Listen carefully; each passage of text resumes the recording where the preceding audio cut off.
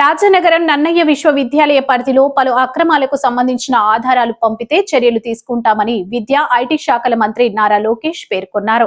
అసెంబ్లీలో రాజనగరం ఎమ్మెల్యే బత్తుల బలరామకృష్ణ అడిగిన ప్రశ్నకు మంత్రి సమాధానమిచ్చారు. నిబంధనలు ఉల్లంఘించి అనుమతులు పొందిన కళాశాలల వివరాలు పంపితే చర్యలు తీసుకుంటామన్నారు. అంతకు ముందు ఎమ్మెల్యే బత్తుల మాట్లాడుతూ 400కు పైగా అనుబంధ కళాశాలలు ఉన్న నన్నయ్య విశ్వవిద్యాలయంలో గత ప్రభుత్వ హయాంలో మితిమీరిన అక్రమాలు జరిగాయని ఆరోపించారు. ముడుపులు తీసుకుని అధికారులు అనుమతులు ఇచ్చారని ఆరోపణలు ఉన్నాయన్నారు. ఒకే అధ్యాపకుడు 5-6 కళాశాలలో పనిచేస్తున్నట్లు చూపించి అవకతవకలకు పాల్పడుతూ విద్యార్థులకు అన్యాయం చేస్తున్నారన్నారు.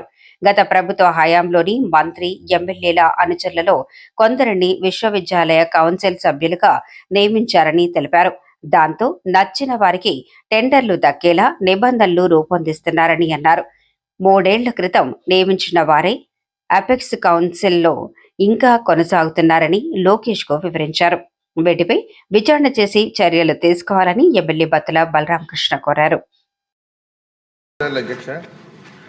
ఇక్కడ మనకి నన్నయ్య యూనివర్సిటీ అనేది చాలా ప్రెస్టీజియస్ యూనివర్సిటీ అధ్యక్ష. 400 పైగా ఎఫిలియేటెడ్ కాలేజెస్ ఉన్న ఏకైక యూనివర్సిటీ అధ్యక్ష. అక్కడ ఏదైతే మనకి ఈ కళాశాలలు ఎఫిలియేటెడ్ కళాశాలలు ఉన్నాయో దానికి ఏ విధమైన ఇన్ఫ్రాస్ట్రక్చర్ లేకుండా, కావలసినటువంటి సిబ్బంది కూడా లేకుండా వాళ్ళందరికీ కూడా ముడుపులు తీసుకుని అక్కడ వాళ్ళ పర్మిషన్ ఇచ్చినట్లుగా చాలా కంప్లైంట్లు ఉన్నాయి అధ్యక్ష. గత ప్రభుత్వ హయాంలో అయితే మితిమీరినటువంటి అక్రమాలు కూడా జరిగినాయి అధ్యక్ష. అక్కడ ఏ విధమైన ఇన్ఫ్రాస్ట్రక్చర్ ఉండదు, అధ్యాపకులు ఉండరు. ఒకే అధ్యాపకుడు 5-6 కాలేజీల్లో కూడా వర్క్ చేస్తున్నట్టుగా కూడా చూపించి వాళ్ళ పర్మిషన్ ఇస్తారు అధ్యక్ష. అందులో యూనివర్సిటీ అధికారులు కూడా కుమ్మక్కయ్యే ఇంత అన్యాయాన్ని పెద్ద ఎత్తున విద్యార్థులందరికీ కూడా అన్యాయం చేస్తున్నారు అధ్యక్ష. గౌరవ సభ్యులు అడిగిన ప్రశ్నకి నేను సమాధానం సూటిగా చెప్పాను అధ్యక్ష.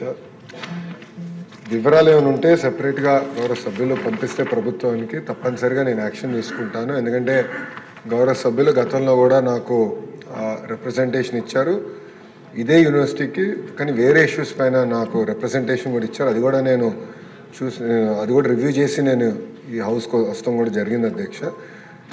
సార్ చెప్పినట్లు ఏంటంటే గౌరవ సభ్యులు చెప్పినట్లు నేను సభ్యుడిని కోరేది ఏ కాలేజ్కి ఇట్లా పర్మిషన్ ఇచ్చారో ఆ వివరాలు ఉంటే దయచేసి నా దృష్టికి తీసుకురామని నేను కోరుతున్నా అధ్యక్ష.